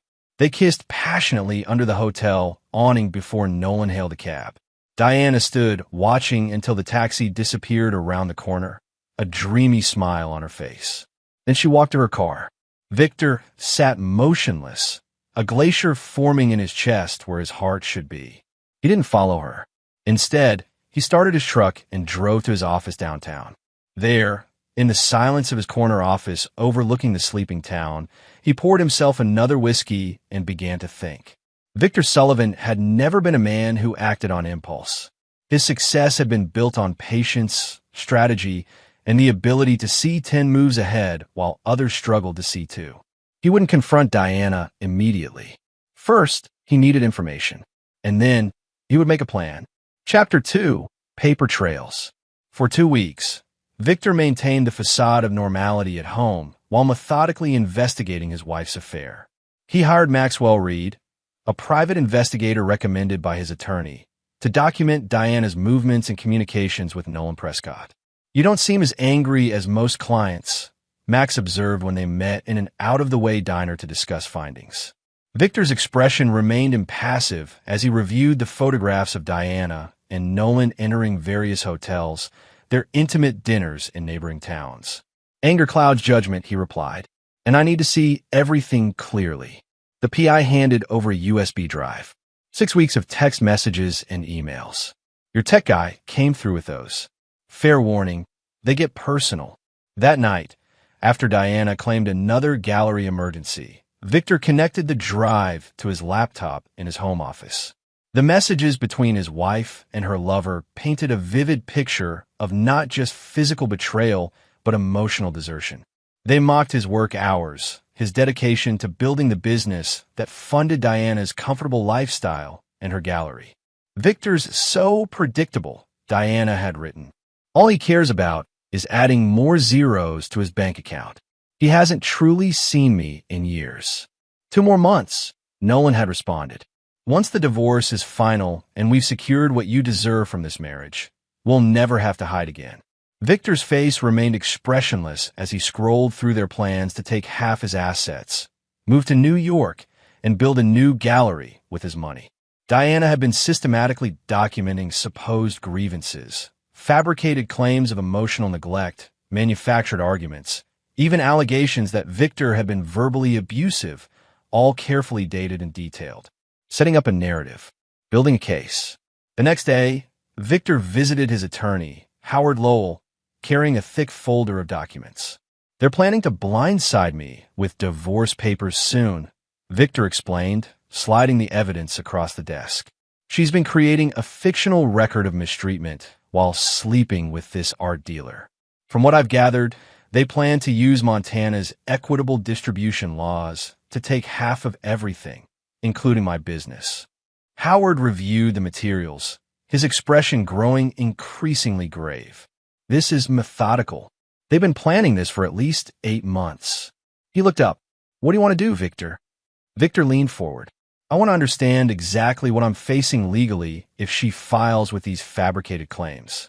And then I want to know every possible way to protect what I've built." "You could file first," Howard suggested. "Get ahead of this." "No," Victor said calmly.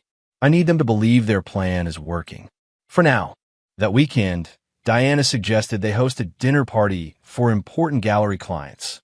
Victor agreed amiably, playing the role of supportive husband. Among the guests was Nolan Prescott, who Victor welcomed into his home with a firm handshake and a smile that didn't reach his eyes.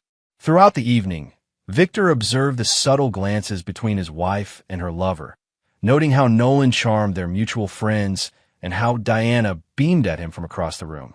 Victor performed flawlessly as the successful, oblivious husband, even engaging Nolan in a lengthy discussion about art market investments. "You have quite an eye for emerging talent," Victor told him, raising his glass in a toast.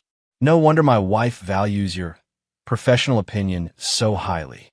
Later that night, after the guests had departed and Diana had gone to bed, Victor went to his office and made a phone call. "I need everything," he told Max. "Every contact, every business dealing, every skeleton in Nolan Prescott's closet. And I need someone watching the gallery's finances. Something doesn't add up there." "This is becoming more than a standard infidelity case," Max cautioned. "I'm aware," Victor replied.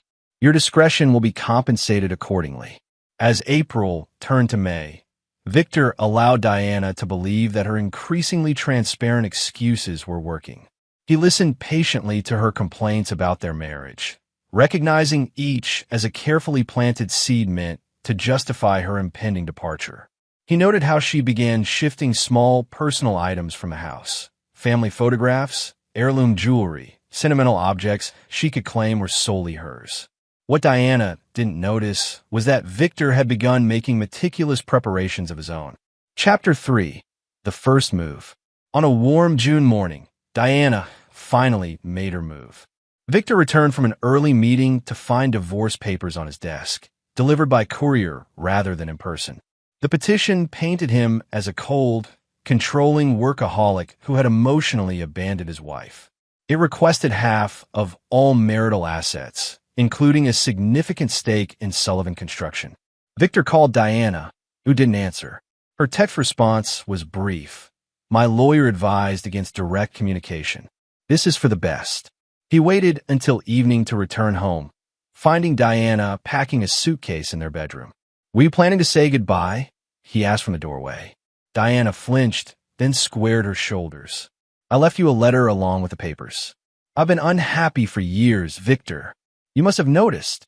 What I noticed, he said calmly, was that you've been carefully documenting false grievances while sleeping with Nolan Prescott. The color drained from Diana's face, but she recovered quickly. That's not true, and making false accusations won't help you in court. Victor didn't raise his voice. We've been married 15 years, Diana. I invested in your gallery when no one else would take the risk. I introduced you to every important connection you have. And this is how you repay loyalty. Loyalty, Diana laughed bitterly. You've been loyal to your business. Victor, never to me. When was the last time you asked about my dreams? My needs? Nolan actually sees me, not just as an accessory to his success. Nolan sees you as access to my money, Victor replied evenly. But by all means, finish packing. I won't stop you. Her expression shifted to suspicion. Just like that? No fighting for our marriage. Would it matter if I did?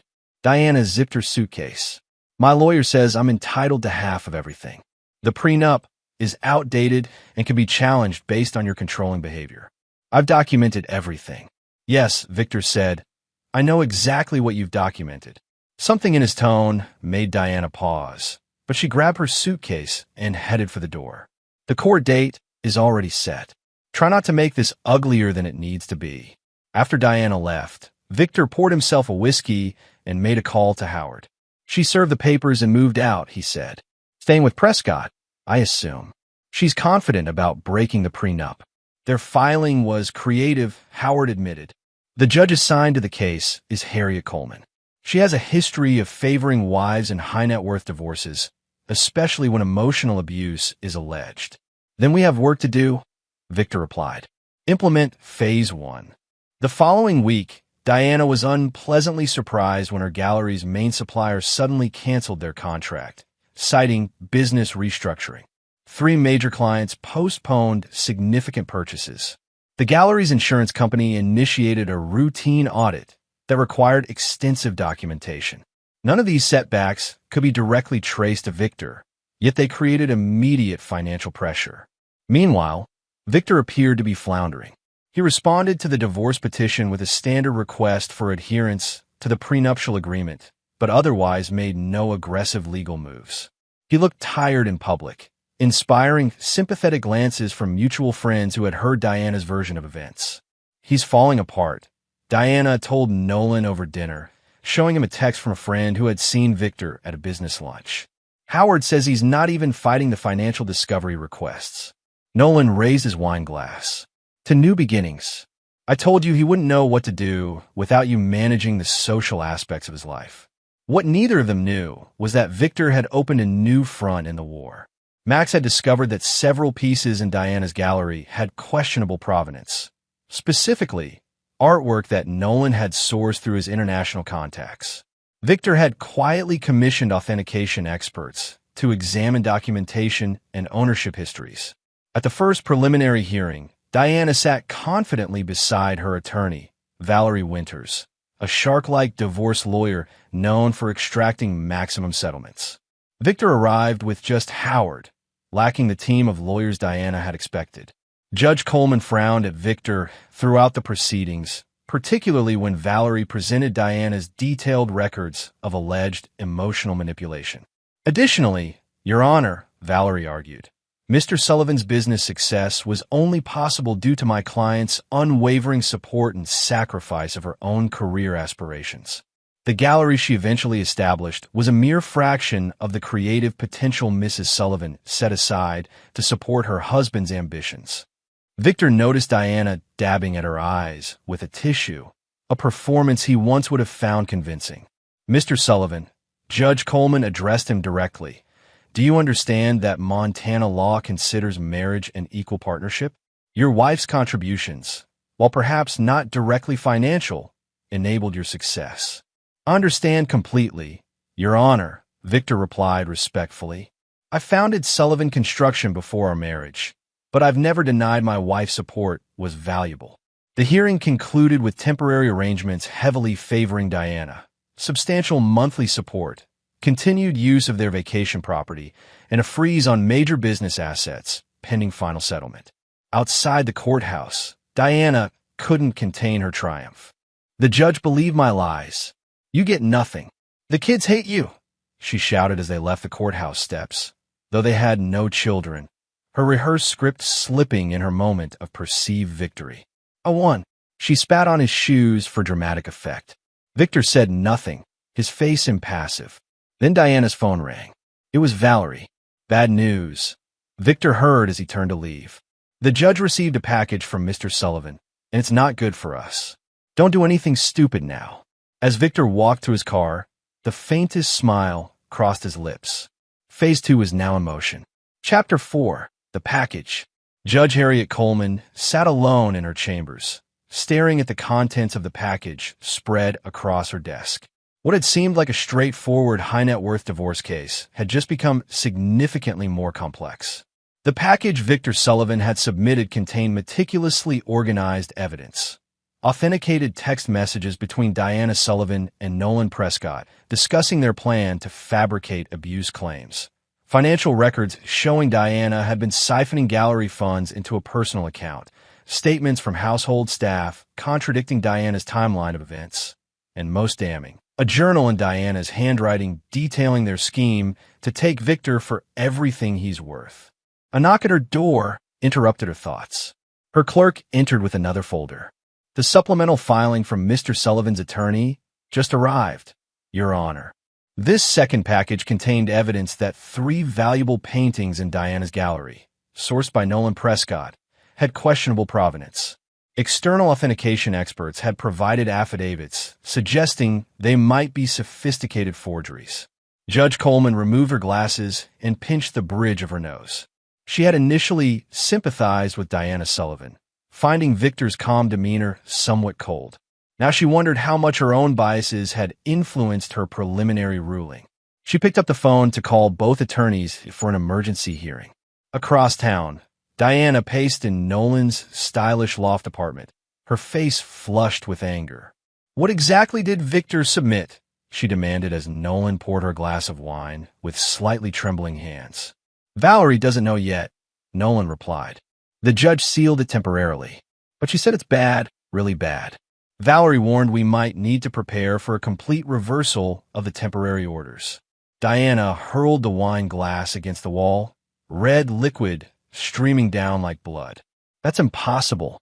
We were careful." "Were we?" Nolan asked quietly. "You told me he was oblivious, that he was too absorbed in his business to notice anything." "He was," Diana insisted, though doubt crept into her voice. "For months he didn't question my excuses or late nights." "Maybe," Nolan said. He was playing along. That same evening, Victor sat in Howard's office reviewing their strategy. Judge Coleman was shocked, Howard reported. "She scheduled an emergency hearing for tomorrow morning. The art authentication reports were particularly effective. They've opened questions about potential fraud beyond just the divorce proceedings." Victor nodded. "And the financial tracking?" Howard slid a document across the desk. "Diana's been moving money from the gallery accounts, about $180,000 so far. Some went to her personal account, but nearly half has been transferred to offshore accounts we believe are connected to Prescott." "Good," Victor said. "Make sure the FBI Art Crimes Division receives the authentication reports anonymously. I want that pressure point established, but not publicly connected to me yet." Howard looked uncomfortable. "Victor, I understand your desire for justice. But are you sure about this approach? Courts generally prefer clean settlements, even with evidence of misconduct." Victor's expression hardened. "This stopped being about money the moment I read their messages mocking me in my own home." Diana and Nolan believe they're smarter than everyone else. I'm going to correct that misunderstanding. The emergency hearing the next morning was closed to the public. Diana arrived looking considerably less confident, with both Valerie and a white-faced Nolan flanking her. Judge Coleman got straight to the point. Mrs. Sullivan, I've reviewed evidence suggesting you fabricated abuse claims and misappropriated funds from your gallery business. Mr. Prescott, there are serious questions about the provenance of certain artworks you supplied. Before we proceed, I strongly advise both of you to consult with your attorneys about potential criminal implications. Diana started to protest, but Valerie gripped her arm tightly. Your Honor, Howard interjected smoothly. My client wishes to make it clear that his primary concern is resolving the divorce equitably. While the evidence suggests potential criminal violations, Mr. Sullivan prefers to address those matters separately from the divorce proceedings, if possible. Victor caught Diana's eye across the courtroom. For the first time, he saw fear there, the realization that she had severely underestimated him. Judge Coleman nodded gravely. I'm reversing the temporary orders effective immediately. Mrs. Sullivan, you will return any marital property in your possession. The financial freeze on Mr. Sullivan's business assets is lifted. Additionally, I'm referring the art provenance questions to appropriate authorities for investigation. Outside the courtroom, Diana approached Victor, her earlier bravado replaced by desperation. Victor, please, we need to talk privately. This has gone too far. Has it? Victor asked mildly. I'm only getting started. Nolan stepped forward. Look, Sullivan, maybe we can work something out. The gallery has potential. Diana has talent. We could structure a settlement that benefits everyone. Victor regarded him with the same expression he might give an insect. Mr. Prescott, I suggest you worry about the FBI Art Crimes Unit that's currently reviewing those 3-to-gas pieces you authenticated. I understand forgery carries significant federal penalties. As color drained from Nolan's face, Victor turned and walked away, Howard matching his stride. That went well, Howard commented, though I'm not sure threatening them openly was wise. It wasn't a threat, Victor replied. Just a preview. Chapter 5, Count to Moose. By the following week, Diana's carefully constructed world was crumbling. The gallery's reputation took a significant hit when rumors of authentication problems spread through the art community. Major clients quietly distanced themselves. Her credit cards, previously paid from joint accounts, now frozen to her, were declined at a high-end restaurant where she was dining with potential investors. Nolan, meanwhile, received an official letter from the FBI requesting interviews about the provenance of several artworks he had sourced internationally. His normally smooth confidence gave way to increasing panic. We need to separate our situations, he told Diana during a tense dinner at his apartment. My attorney says I should distance myself from the gallery operations while this investigation is ongoing. Diana stared at him in disbelief. Distance yourself? This was your idea. You assured me these pieces were legitimate. Lower your voice, Nolan hissed. I never guaranteed anything. The art market has always operated in gray areas. You knew that. I knew nothing of the sort. You told me these were incredible finds from private European collections. Nolan's expression hardened. Your naivete isn't my problem. I'm trying to protect both of us. By throwing me under the bus? Diana's voice rose despite his warning. Everything is falling apart, and you're already planning your exit? Don't be dramatic, Nolan said dismissively. We just need to be strategic. Victor's clearly been planning this for months. We need to be equally careful. Diana grabbed her purse and stood. I trusted you. I left my marriage for you. You left your marriage for half of Victor's money, Nolan corrected her coldly. Don't pretend this was some great romance. We both saw an opportunity. Diana slapped him hard across the face, then stormed out. Alone in her car, she finally allowed the tears to come. Everything was collapsing around her. The gallery she'd built, her reputation, her financial security, and now even her relationship with Nolan. For the first time, she considered that she might have catastrophically misjudged Victor Sullivan. The next morning, against Valerie's explicit advice, Diana drove to Victor's office, determined to speak with him directly. His assistant, Pamela, regarded her with undisguised contempt but buzzed Victor nonetheless. To Diana's surprise, he agreed to see her. Victor's office remained, as she remembered, meticulously organized, with floor-to-ceiling windows overlooking the city he had helped build. He stood as she entered, his expression unreadable. "You have 10 minutes, he said, gesturing to a chair across from his desk. Diana had rehearsed a speech, part apology, part negotiation, but facing Victor now, words failed her. "The gallery is failing," she finally said. "My credit cards are maxed out. Nolan is."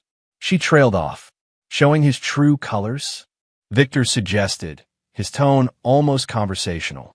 "Funny how quickly rats abandon a sinking ship."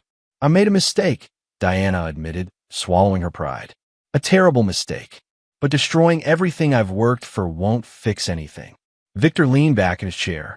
"The gallery is failing because your lover supplied it with questionable artwork and because you've been embezzling from its accounts. Your credit cards are maxed out because you've been living beyond your means without my income to support you. These are consequences, Diana, not punishment." "What do you want?" she asked desperately. "To humiliate me? To watch me lose everything?" "What I want," Victor said quietly, "is for you to experience exactly what you planned for me. To lose what you've built, to be betrayed by someone you trusted, to realize how completely you misjudged a situation." He checked his watch. "Your 10 minutes are up." Diana remained seated. "I'll drop the divorce proceedings. We can work through this." Victor's laugh held no humor. "You still don't understand. I don't want reconciliation. I want you to face the natural consequences of your choices." As security escorted a sobbing Diana from the building, Victor turned his attention back to his computer screen, where he was reviewing updates from Max about Nolan's increasingly desperate attempts to distance himself from the questionable art transactions. That afternoon, Diana received notice that the gallery's landlord was terminating their lease due to concerns about illegal activities that might violate their contract. The building's insurance company had apparently received anonymous information about authentication issues with the gallery's inventory. Simultaneously, the bank holding the gallery's business loans initiated a review based on financial irregularities, freezing remaining operating funds. Without inventory, location, or operating capital, Diana's business effectively ceased to exist overnight. When she called Nolan, desperate for support or at least consolation, his number had been disconnected. Chapter 6. The Revelation. The art world thrives on scandal nearly as much as it does on authenticity. By the time the Montana Arts Journal published its exposé on questionable practices at Diana Sullivan's gallery, featuring interviews with former employees and clients, Diana had become a pariah in the community she had once navigated so confidently.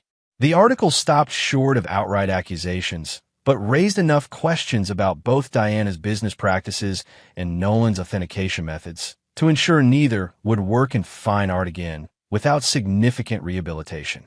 What the article didn't mention, because no one had made the connection yet, was how precisely the gallery's collapse mirrored a failed development that had nearly bankrupted Victor 15 years earlier. Back then, Victor had trusted a business partner who, like Diana, had seen him as merely a stepping stone. That partner had manipulated financial records, diverted investors, and nearly destroyed everything Victor had built. Instead of breaking him, that betrayal had taught Victor his most valuable lesson. Trust was a luxury he couldn't afford in business or, as it turned out, in marriage. 2 months after the emergency hearing, Victor received an unexpected visitor at his office. Nolan Prescott, looking considerably less polished than when they'd last met, sat nervously in the reception area. "You have 5 minutes," Victor told him, standing rather than inviting Nolan into his office. "Use them wisely." Nolan licked his lips. "I can give you Diana's journals. The real ones, not the fake abuse documentation. She recorded everything about her plan to take your money, about using me to help build a case." He lowered his voice. "She even discussed finding ways to access your personal accounts before filing for divorce." Victor's expression didn't change. "Why would you betray her now?" "The FBI is closing in on the art authentication issues," Nolan admitted. "I need to make a deal." Diana was the one who knowingly sold questionable pieces. I can prove she knew the risks and proceeded anyway. So you're offering to throw Diana under the bus to save yourself? Victor observed. Just as she predicted you would. Nolan blinked in confusion. What? Diana came to see me weeks ago, Victor explained. She said you were planning to blame her for everything. It seems she was right about one thing at least. She's lying, Nolan insisted. We were in this together, but she was the driving force. I have proof. Victor checked his watch. Your 5 minutes are up, Mr. Prescott. I suggest you take whatever proof you have to the FBI directly. I have no interest in becoming involved in your mutual betrayals. As Nolan was escorted out, Victor returned to his office and made a phone call. He took the bait, he told Max. Make sure the FBI gets an anonymous tip about those storage lockers in Prescott's name. What Victor knew, and Nolan didn't, was that Diana had indeed come to see him again, not to reconcile, but to offer up Nolan in exchange for financial clemency. Victor had declined her offer too, recognizing that the former lovers were now desperately trying to betray each other to save themselves. It was exactly the outcome Victor had anticipated when he'd first seen them kissing outside the hotel months ago. People who betrayed once would betray again when pressure was applied. His plan had simply been to ensure that pressure came from all directions simultaneously. The final divorce hearing was almost anticlimactic. With Diana's credibility destroyed and the prenuptial agreement now firmly upheld, the proceedings were brief. Diana received only what the prenup specified, a small cash settlement and her personal belongings, most of which had already been sold to cover living expenses. She sat alone on her side of the courtroom, Valerie having withdrawn as counsel weeks earlier when Diana could no longer pay her substantial fees. The confident, stylish woman who had once spat on Victor's shoes was gone, replaced by someone hollow-eyed and diminished. As the judge finalized the divorce, Diana caught Victor's eye across the courtroom, searching for some hint of the man she had married. She found nothing there but cold finality. Outside the courthouse, a reporter approached Victor. Mr. Sullivan, do you have any comment on the FBI's arrest of Nolan Prescott for art fraud and your ex-wife's possible involvement? No comment, Victor replied, walking toward his car, where Pamela waited with his schedule for the afternoon. Behind him, he heard Diana calling his name, her voice breaking. He didn't turn around. That chapter of his life was closed. Chapter 7, New Alliances.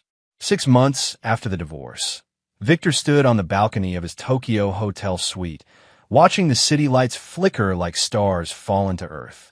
Sullivan Construction had expanded internationally, with new projects breaking ground across Asia.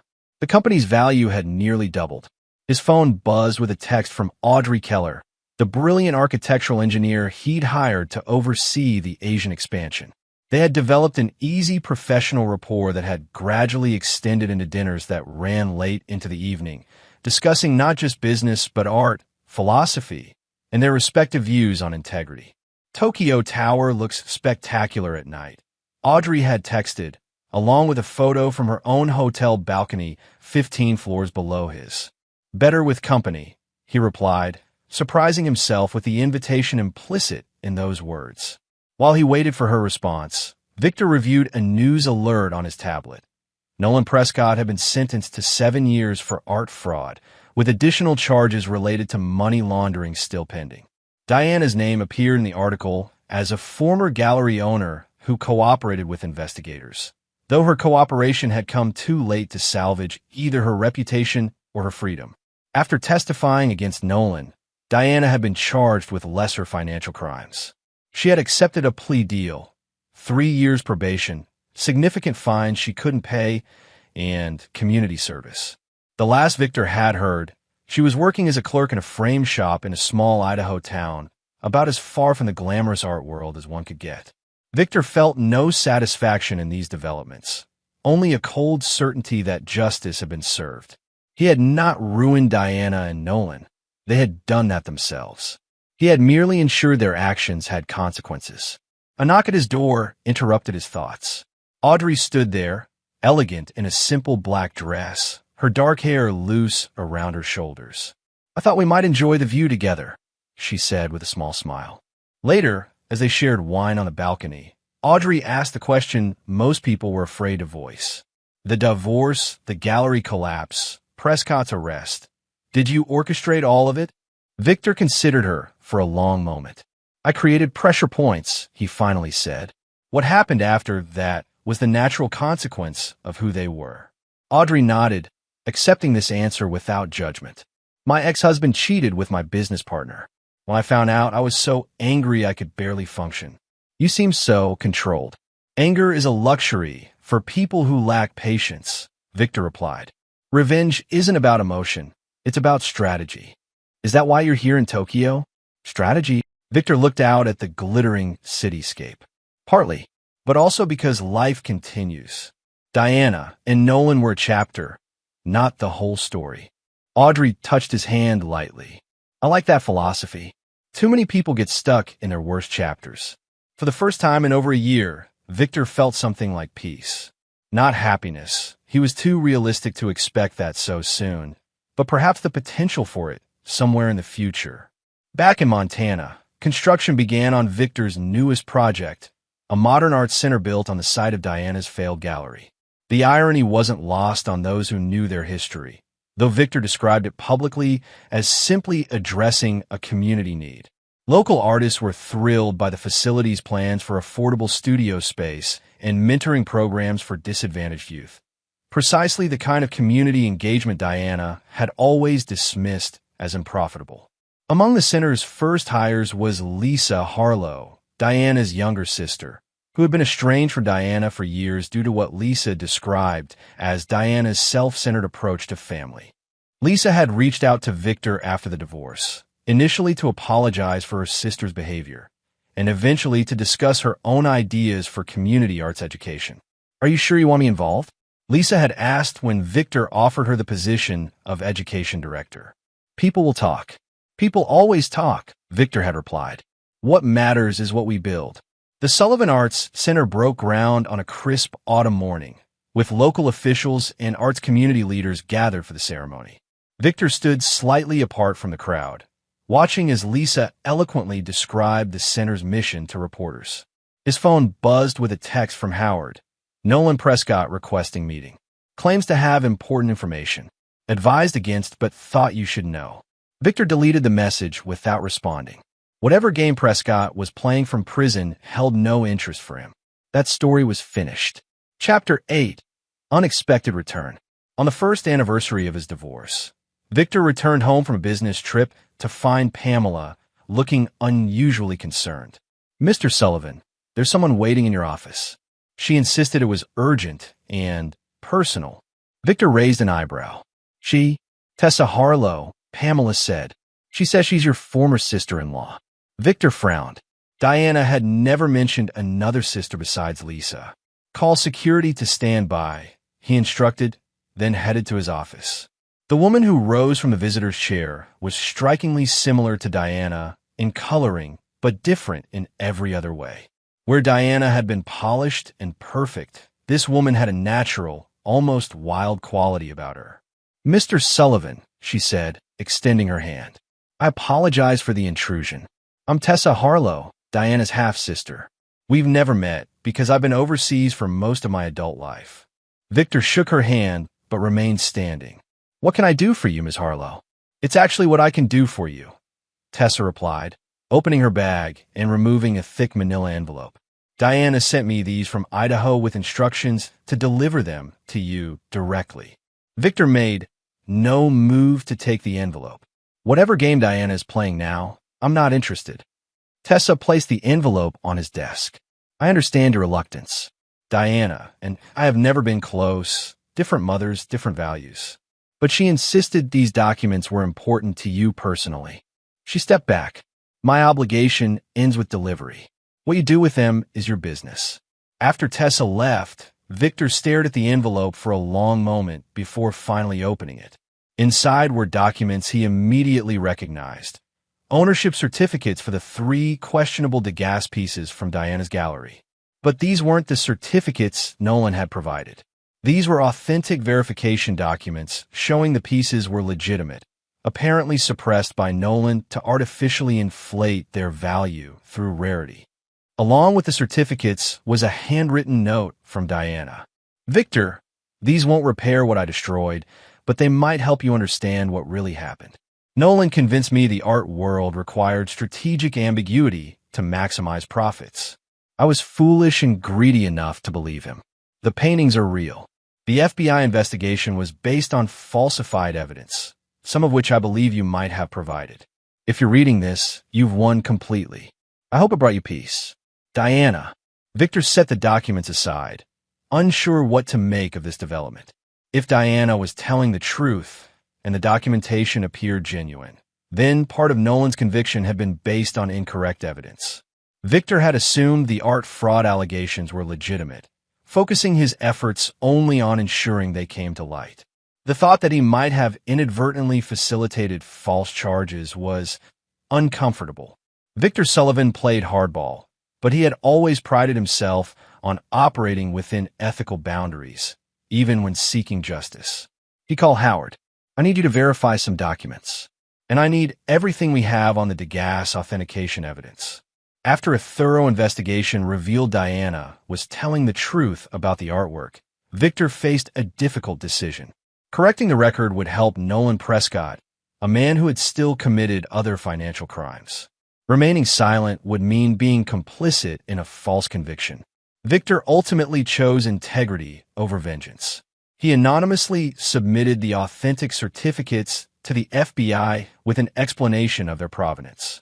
He made no effort to assist Prescott beyond ensuring the truth was available to authorities. The revelation did reduce some of Nolan's charges, though his sentence was only marginally affected due to the other financial crimes he had genuinely committed. More significantly, it created a public narrative that somewhat rehabilitated Diana's professional reputation, acknowledging that she had been manipulated by Nolan regarding the authenticity issues. When the news broke, Lisa confronted Victor in his office. Did you know about this? That the art was real? No, Victor said truthfully. I assumed Prescott's entire operation was fraudulent. Lisa studied his face. And now that you know it wasn't, at least not entirely, do you regret what happened to Diana? Victor considered the question carefully. I regret that she made choices that destroyed what could have been a good life. I regret that she valued money and excitement over integrity and commitment. But I don't regret ensuring that those choices had consequences. Lisa nodded slowly. You know, growing up with Diana was difficult. She always got what she wanted, usually at someone else's expense. You're probably the first person who ever truly held her accountable. That wasn't my goal, Victor said. I simply refused to be her victim. Later that week, Victor received another envelope. This one from his investigator. Max inside was a surveillance photo of Diana in Idaho, looking thin but composed, leaving the frame shop where she worked. The accompanying note read, "Thought you should know. She's been sober 6 months. Working 2 jobs to pay restitution. Locals say she volunteers teaching art to kids on weekends." Victor placed the photo in his desk drawer without comment. Diana's redemption arc, if that's what it was, had no bearing on his life now. She had made her choices, and he had made his. Chapter 9. The Final Calculation. 2 years after the divorce, Victor stood at the podium during the grand opening of the Sullivan Arts Center, delivering brief remarks to the assembled crowd of local dignitaries and arts patrons. This center represents my belief that communities thrive when creativity has room to flourish, he concluded. Thank you to everyone who helped make this vision a reality, especially our dedicated education director, Lisa Harlow. As applause filled the modern gallery space, Victor's gaze caught on a familiar figure at the back of the crowd, Tessa Harlow, watching him with an unreadable expression. She nodded once in acknowledgement before slipping out a side door. Later, as guests mingled during the reception, Victor found himself momentarily alone in the main gallery. Audrey had flown in for the opening, but was currently engaged in conversation with the center's architect across the room. Their relationship had developed gradually into something meaningful, a partnership based on mutual respect and shared values. Quite an achievement, a voice said behind him. Victor turned to find Tessa holding 2 champagne flutes. She offered one to him, which he accepted with a nod. Diana saw the write-up in the Idaho paper, Tessa said without preamble. The Arts Center built where a gallery once stood. She called it poetic justice. How is she? Victor asked, surprising himself with a question. Surviving, Tessa replied. Sober. Working. Trying to make amends where possible. She studied him. She asked me to deliver a message, though I told her you probably wouldn't want to hear it. And yet here you are, Victor observed. Family obligation, Tessa said with a slight shrug. She wanted you to know that she understands now what she threw away, what she destroyed. Not just the marriage, but her integrity. She said to tell you that you were right about everything, especially Nolan. Victor took a sip of champagne. Is that supposed to matter to me now? I don't think so, Tessa said honestly. Diana always believed her feelings should matter more to others than they actually do. I think this message is more for her benefit than yours. Part of her making amends to herself. Victor nodded, appreciating Tessa's directness. Thank you for delivering it. Tessa finished her champagne. There's one more thing, something I wanted to ask personally. The FBI agent who investigated Nolan told Diana that the evidence against him arrived from multiple anonymous sources, perfectly organized to build a comprehensive case. He said in 20 years, he'd never seen such methodical documentation of financial crimes. Interesting, Victor said non-committally. Diana believes you orchestrated everything. Not just her downfall, but Nolan's complete destruction. She thinks you mapped out every move months in advance, like some kind of chess grandmaster. Diana always did have an active imagination, Victor remarked. Tessa laughed softly. That's what I told her. No one could be that calculating, that patient. She set down her empty glass. But watching you tonight, seeing all this, she gestured around the gallery. I'm not so sure she was wrong. Victor smiled slightly. Life rarely offers perfect justice, Ms. Harlow.